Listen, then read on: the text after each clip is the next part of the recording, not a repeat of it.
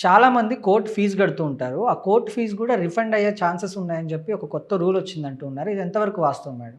జనరల్‌గా మామూలు ఏదైనా కేసేసినప్పుడు, కేస్‌కి సంబంధించిన కోర్ట్ ఫీస్ కట్టాలి క్లయింట్స్. చాలా మందికి ఈ సందర్భం ఒకటి చెప్తున్నా. ఎవరైనా కొంతమంది క్లయింట్స్ వస్తారు. అదేంటి కోర్ట్ కదా!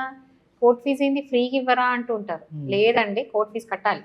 సో, కోర్ట్ ఫీస్ కడితే అది రిటర్న్ అయితాయా? రీఫండ్ అయితాయా? అని అడుగుతుంటారు చాలా మంది. యాక్చువల్‌గా ముందేంటంటే ఒక్కసారి కోర్ట్ ఫీస్ కడితే అది రీఫండ్ అవ్వదు ముందు. కానీ ఇప్పుడు కూడా అవ్వదు.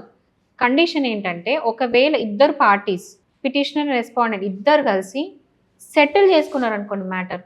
అంటే any time of the case అంటే ప్రొసీడింగ్స్ అవుతున్న టైంలో ఏ టైం స్టార్టింగ్ నుంచి ఎండింగ్ వరకు ఏ టైం అయినా సరే ఒకవేళ అమికబుల్‌గా సెటిల్మెంట్ చేసుకుంటే అప్పుడు ఏదైతే కోర్ట్ ఫీజు కట్టిండ్రో అది రీఫండ్ చేయాలని చెప్పేసి రీసెంట్‌గా ఒక లీగల్ ప్రావిజన్ అనేది మన ప్రెసిడెంట్ ఇంట్రొడ్యూస్ చేశారు.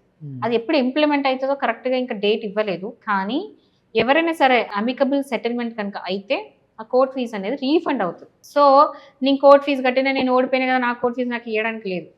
అలా కాదు. ఓన్లీ సెటిల్ అయితే తప్ప తీసుకోవడానికి ఉండదు.